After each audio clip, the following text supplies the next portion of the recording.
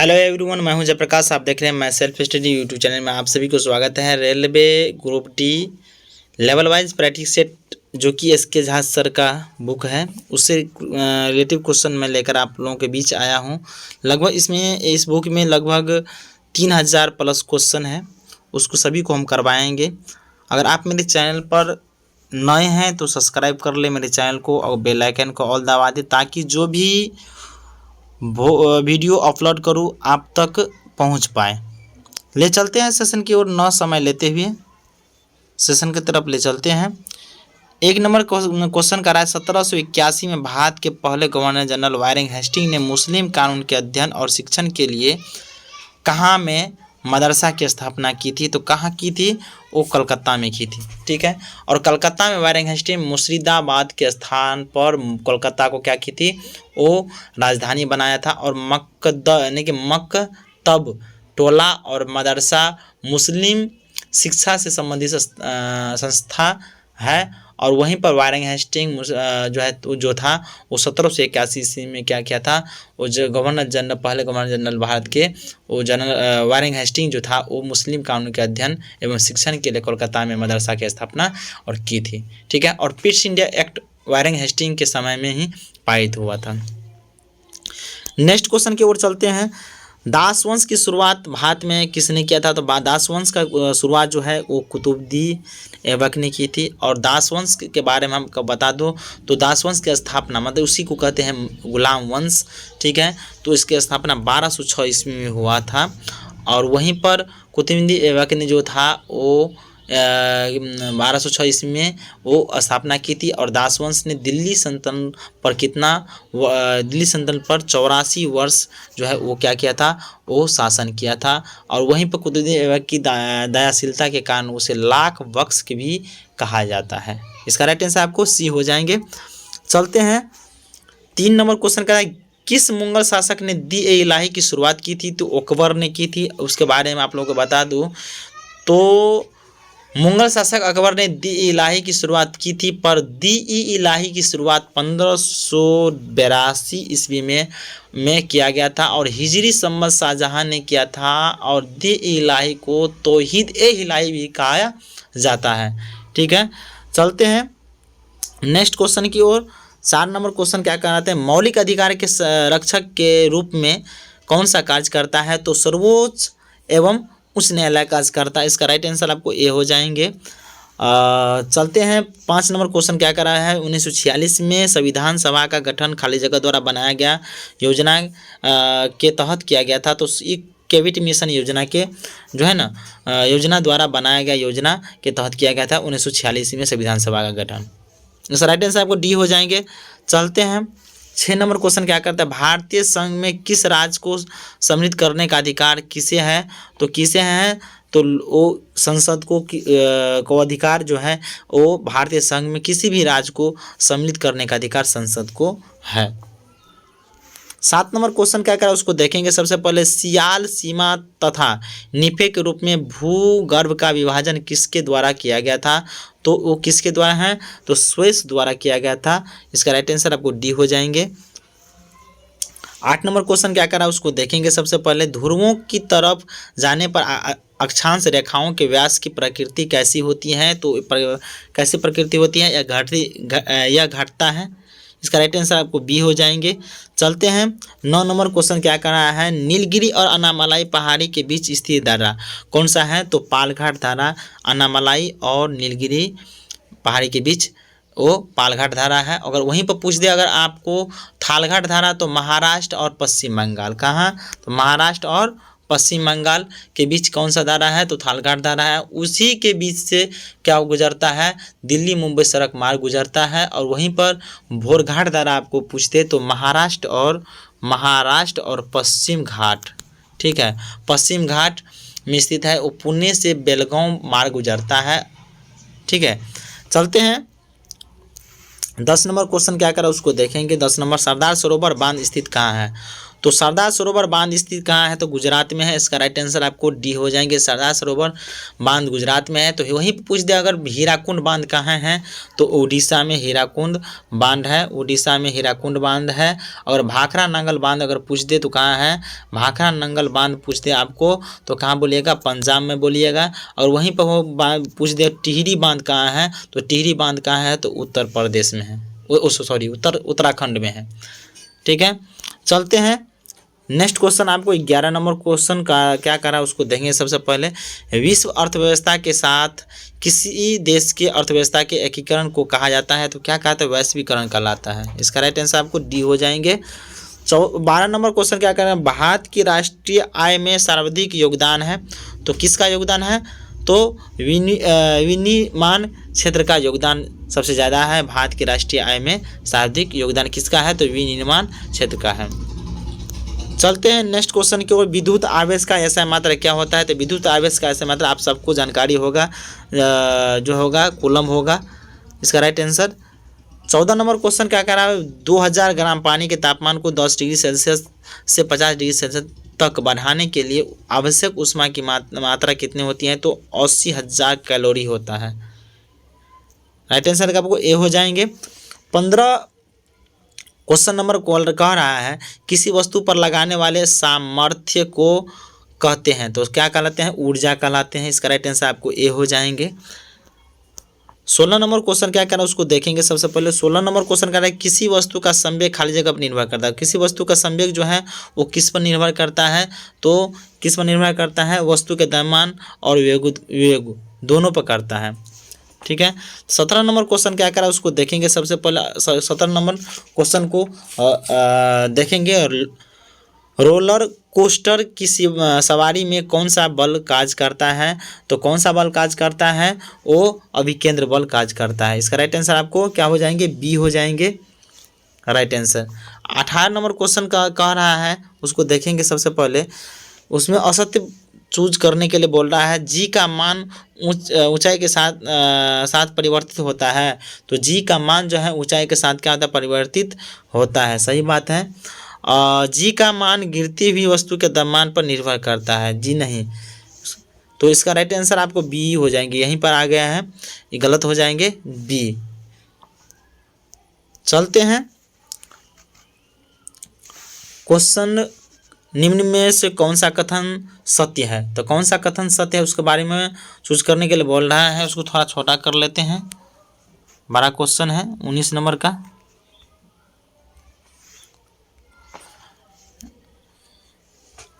निम्न में से कौन सा कथन सत्य है? तो माउंट एवरेस्ट पर जी का मान ग्रेटर देन जी है। माउंट एवरेस्ट पर जी का मान लेस देन जी है क्या? तो उसको चूज करने के लिए बोल रहा है जो सत्य कौन है।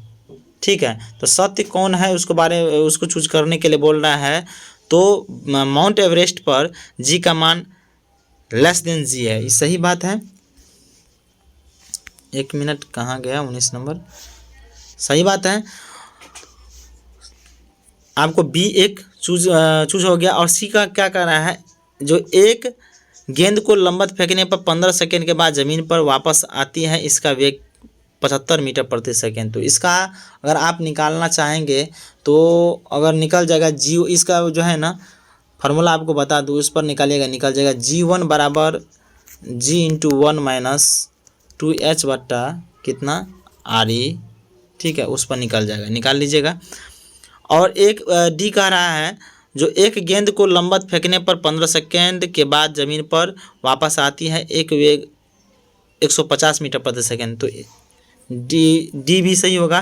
तो इसका राइट आंसर क्या हो जाएंगे? बी और डी। इसका राइट आंसर आपको ए हो जाएंगे। चलते हैं 20 नंबर क्वेश्चन क्या कर रहा है? ध्वनि तरंगों के संबंध में निम्नलिखित में से कौन सा कथन सही नहीं है? तो कौन सा कथन सही नहीं है उसको हम चूज करेंगे। गलत कौन है? तो 350 की प्रति सेकेंड की रफ्तार से यात्रा करती है ध्वनि तरंगे। सही बात है। और एक मैकेनिकल तरंगे है। ये क्या है? मैकेनिकल तरंगे है, ध्वनि तरंगे। सही बात है। ठीक है। एक सी बोल रहा है इन्हें यात्रा करने के लिए किसी प्रकार के माध्यम की आवश्यकता नहीं होती है। जी गलत बात है। इन्हें यात्रा करने के लिए जो है ना किसी माध्यम की ज़रूरत होती है। और डी कह रहा है ये लंबा दूरी तय यात्रा नहीं कर सकती है। जो है ये लंबा दूरी भी तय कर सकती हैं। तो इसका राइट आंसर आपको सी हो जाएंगे। ठीक है, चलते हैं 21 नंबर क्वेश्चन क्या करा उसको देखेंगे। एक दर्पण के वक्त की फोकस लंबत और त्रिज्या के बीच संबंध है। तो क्या चीज़ संबंध है? 21 का राइट आंसर आपको क्या हो जाएगा? फोकस दूरी है।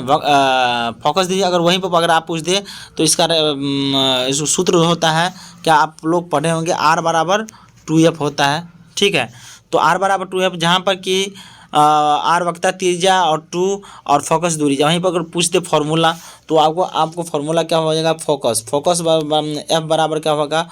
वक्ता त्रिज्या बट्टा कितना? 2 हो जाएगा। ठीक है, और उत्तल दर्पण में वस्तुओं की किसी भी स्थान के लिए काल्पनिक सीधा तथा छोटा प्रतिबिंब बनता है। ठीक है, और समतल दर्पण में क्या होता है? सीधा प्रतिबिंब बनता है। ठीक, इसका राइट आंसर क्या हो जाएगा? R बराबर 2F कहाँ है? तो R बराबर 2F, तो इसका राइट आंसर आपको C हो जाएंगे। चलते हैं नेक्स्ट क्वेश्चन की ओर। क्वेश्चन थोड़ा बड़ा कर लेते हैं।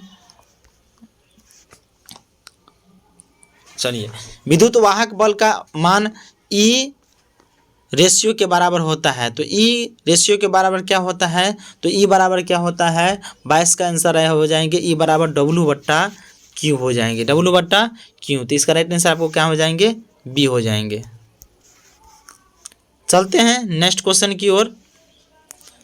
पश्चिम की ओर से देखने जाने पर पूर्वों से पश्चिम की ओर बहने वाली धारा के साथ एक क्षैतिज विद्युत रेखा के नीचे किसी बिंदु पर चुंबकीय क्षेत्र की दिशा क्या होगी? तो क्या होगी? तो 23 का राइट आंसर क्या हो जाएंगे? आपको क्या हो जाएंगे? वो वामावर्त होंगे।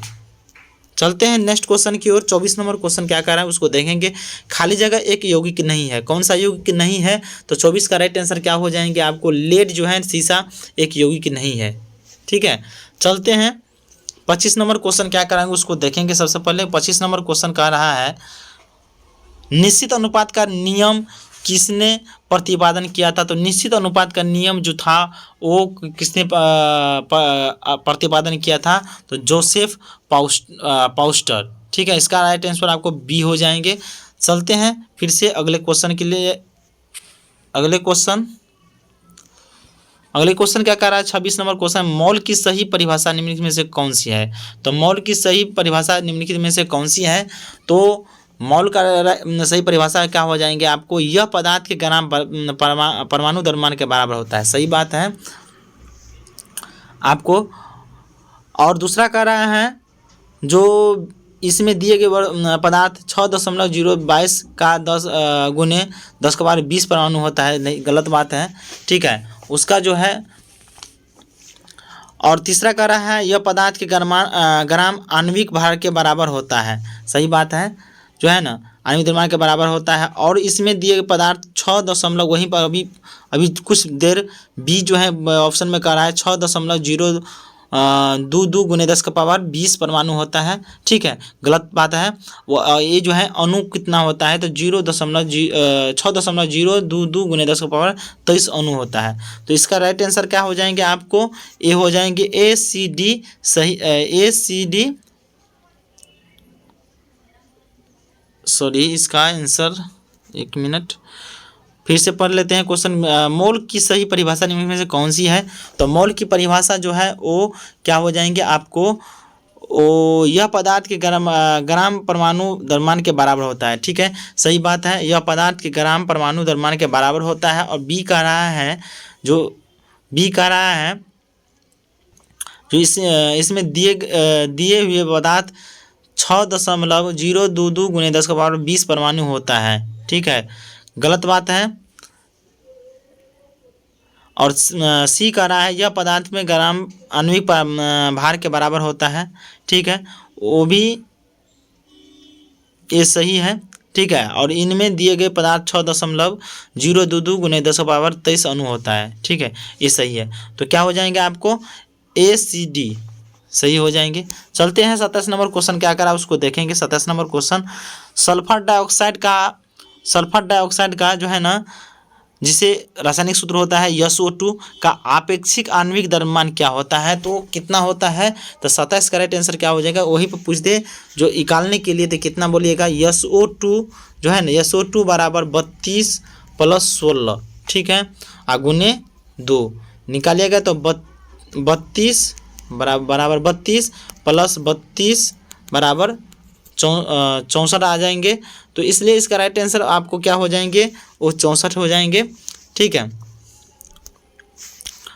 चलते हैं 28 नंबर क्वेश्चन क्या करा उसको देखेंगे। सबसे पहले, जब पीएच मान 7 से 14 की ओर बढ़ता है तो क्या दर्शाता है, तो यह दर्शाता है क्या, तो पीएच मान जो है ना वो क्या होगा, OH माइनस आयन की सांद्रता में वृद्धि होती है। इसका राइट आंसर आपको बी हो जाएंगे। चलते हैं 29 नंबर क्वेश्चन क्या कराएं, एमएन के ऑक्साइड की अम्लता का सही बढ़ता क्रम है, कौन सा एमएन, ठीक है, ऑक्साइड की अम्लता का सही बढ़ता क्रम कौन सा है, तो इसके बारे में हमको पूछ रहा है। तो इसका राइट आंसर आपको क्या हो जाएंगे, ए हो जाएंगे, MnO less than MnO2 less than Mn2O7, ठीक है। चलते हैं नेक्स्ट क्वेश्चन की ओर। 30 नंबर क्वेश्चन क्या कर रहा है, फास्फोरिक एसिड का रासायनिक सूत्र क्या होता है, तो फास्फोरिक एसिड का रासायनिक सूत्र जो होता है वो क्या होता है, जो H3PO4 होता है। चलते हैं 31 नंबर क्वेश्चन क्या करा उसको देखेंगे। शरीर में लगी चोट की मरम्मत के लिए किस प्रकार के सेल विभाजन का उपयोग किया जाता है, तो शरीर में जो लगता है चोट तो मरम्मत करने के लिए कौन सा सेल का विभाजन का प्रयोग किया जाता है, तो इसके 31 का राइट आंसर क्या हो जाएंगे आपको, वो केवल समसूत्रण का प्रयोग किया जाता है, ठीक है। चलते हैं 32 नंबर क्वेश्चन क्या करा उसको देखेंगे। सबसे पहले 32 नंबर क्वेश्चन का रहा है, निम्नलिखित में से कौन सा ऊतक मुख्य रूप से मृतक कोशिकाओं से बना है, तो कौन सा हो जाएंगे, 32 का राइट आंसर क्या हो जाएंगे आपको, जाइलम जो है वो मुख्य रूप से मृत कोशिकाओं से बना होता है। 33 नंबर क्वेश्चन क्या करा उसको देखेंगे। सबसे पहले, पौधे में प्राथमिक वृद्धि किससे होती है, तो पौधे में प्राथमिक वृद्धि जो है किससे होती है, तो पौधे में प्राथमिक वृद्धि जो होता है वो क्या होता है, सबसे पहले वो आंतर्वैश्विक विभाजयोतक और क्या होता है, शीर्ष विभाजयोतक, मतलब C और D, आपको बी हो जाएंगे सही आंसर।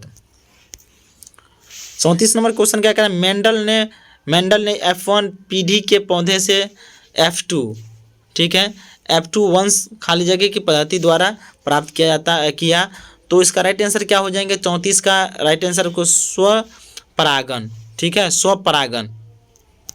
चलते हैं 35 नंबर क्वेश्चन क्या कराता है उसको देखते हैं। सामान्य स्वास्थ्य के लिए रक्त में पीएच की सीमा कितनी होती है, तो कितनी होती है, सामान्य स्वास्थ्य के लिए रक्त का पीएच की सीमा कितनी होती है, तो 35 का राइट आंसर क्या हो जाएंगे आपको, क्या हो जाएंगे 7.35 से लेकर के 7.45, ठीक है, इतनी सीमा रहती है पीएच, रक्त का पीएच सीमा शरीर में स्वास्थ्य के लिए। 36 नंबर क्वेश्चन का है, निम्नलिखित में से किन गतिविधियों में मांसपेशियों कार्यविनती होती है, तो इसका राइट आंसर क्या हो जाएंगे, 36 का राइट आंसर जो हो जाएंगे आपको क्या हो जाएंगे, जो मेढक का कुदुकना, ठीक है, सही बात है, और इसमें हो जाएंगे, और हो जाएंगे आपको हाथ से लिखना, तो इसका राइट आंसर आपको सी हो जाएंगे।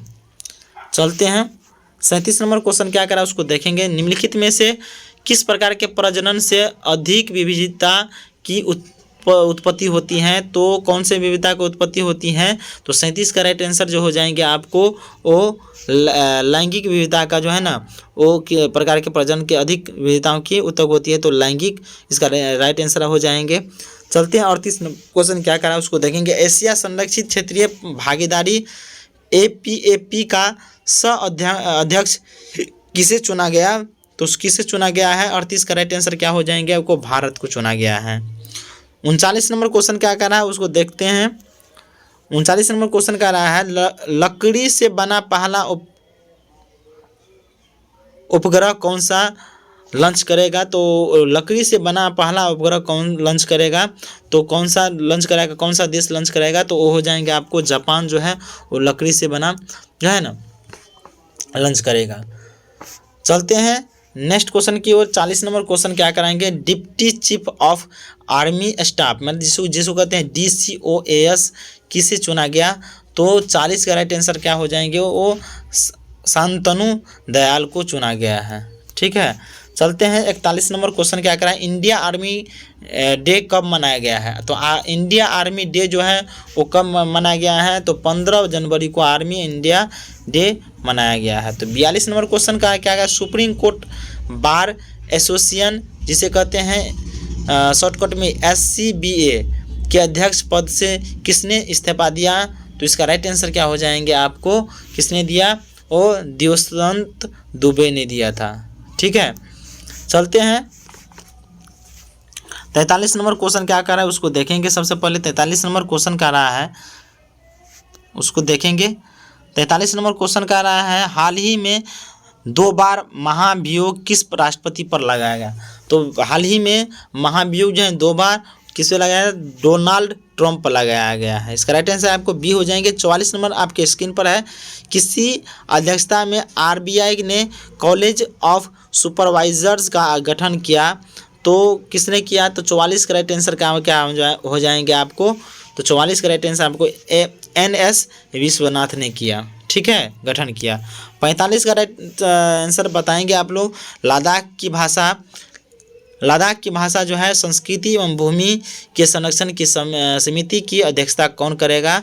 तो कौन करेगा, तो इसका राइट आंसर जो हो जाएंगे आपको वो जी किशन रेड्डी ने करेगा। तो इस तरह से 45 क्वेश्चन अंत हुआ यस का। अगर यह सेशन कैसे लगा आप लोग कमेंट में बताएंगे। अगर आप अगर नए हैं तो मेरे चैनल को सब्सक्राइब करेंगे, बेल आइकन को ऑल दबा देंगे ताकि जो भी सेट अप टू डेट करे ताकि आप लोग तक पहुंच जाए, अपलोड करे आप तक पहुंच जाए। तो मेरे चैनल को सब्सक्राइब कर लें। जय हिंद, जय भारत।